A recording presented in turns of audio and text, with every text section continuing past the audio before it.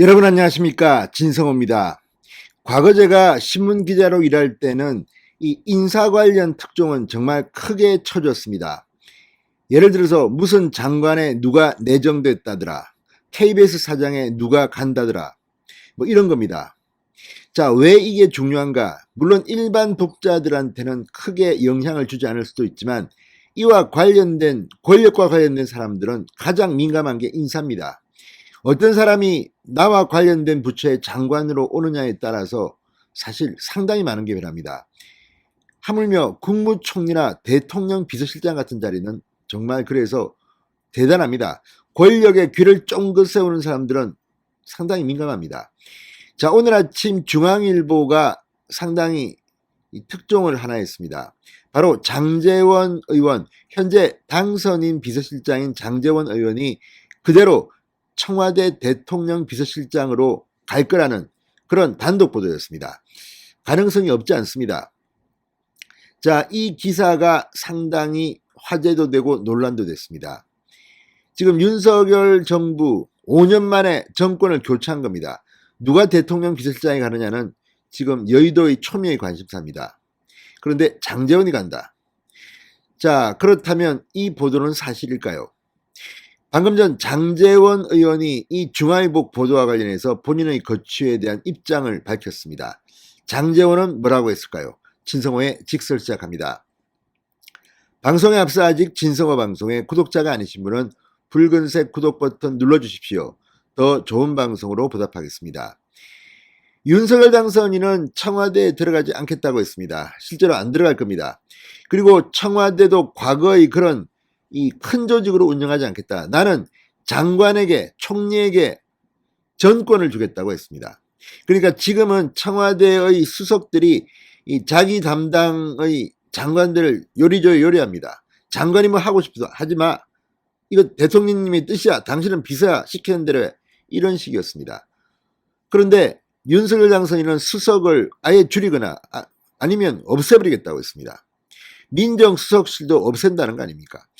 자, 그렇다면 아마도 윤석열 대통령의 비서실은 과거 문재인 정권보다는 훨씬 작을 겁니다. 윤석열 당선인이 표방하는 게 바로 이런 겁니다. 그렇다면 소통이 원활하고 이런 사람이 좋습니다. 그렇다면 장제원 의원은 제가 볼 때는 나름대로 좋은 카드입니다. 근데 문제는 이 대통령 비서실장으로 가는 것이 장제원 의원 본인한테는 득이 될까요? 실이 될까요? 이거는 상당히 이 계산이 좀 복잡합니다. 일단 대통령 비서실장을 가게 되면 국회의원직을 버려야 합니다. 만약에 장관으로 간다면 국회의원직을 버리지 않고 겸임할 수가 있습니다.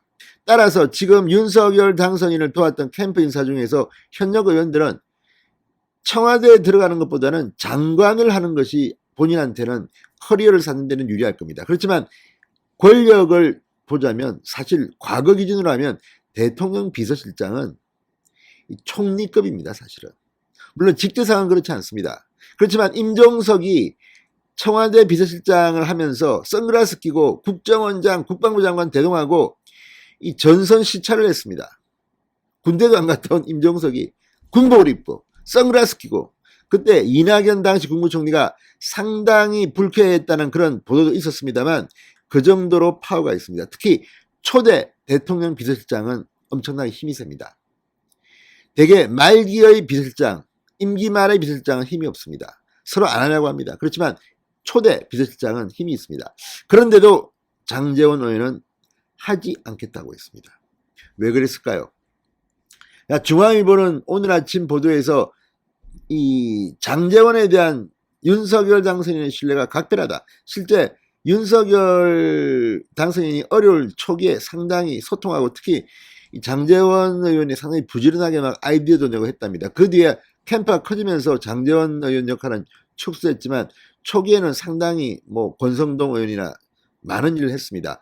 자, 그렇다면 당선인이 요구를 하면 어떻게 될까요? 제가 볼 때는 할지도 모릅니다. 왜냐하면 이 장제원 의원이 마음이 좀 약합니다. 제가 알기는. 저도 좀 같이 일도 하고 뭐 해봤지만 좀 지금은 모르겠습니다. 좀 새가슴입니다. 참 여린 사람입니다.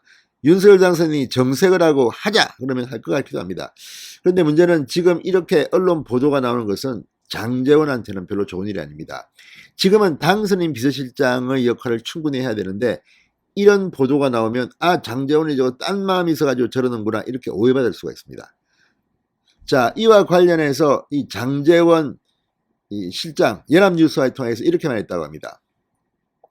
당선인 비서실장으로 지명받을 때 이 당선인께 새 정부를 잘 만들어 출범시키고 당선인을 대통령실까지 모셔드린 뒤 저는 여의도로 오겠다고 말씀드렸다.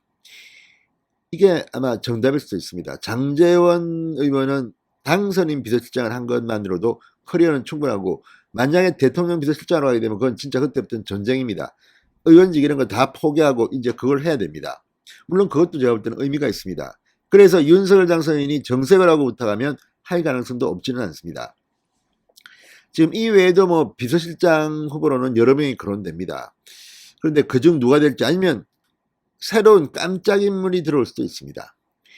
이 정치는 그만큼 예상대로 가는 것보다는 조금 놀라게 하는 것이 때로는 감동을 줍니다. 그러나 윤석열 당선인의 스타일은 그런 깜짝 인사는 생각보다는 적을 것 같습니다. 자, 이 김은혜 대변인도 오늘 브리핑에서 이 중앙일보 보도 때문에 이런 말을 했습니다. 장 실장의 대통령 비서실장 유력 언론 보도에 대한 질문을 받고 대통령 비서실 관련 인선은 이제 막 검토 단계에 들어와서 결론 난 게 없다. 아마 그래도 대통령 비서실장은 국무총리 후보자보다는 먼저 지명할 가능성이 높습니다. 자, 어쨌든 윤석열 당선인 이제 시간이 째깍째깍 가고 있고 4월 초쯤에는 국무총리 그리고 연차적으로 장관 후보자들이 쫙 발표될 겁니다. 그때가 되면 문재인 정권도 정신 못 차릴 겁니다. 그만큼 시간은 윤석열의 편입니다. 진성호의 직설이었습니다. 여러분 감사합니다.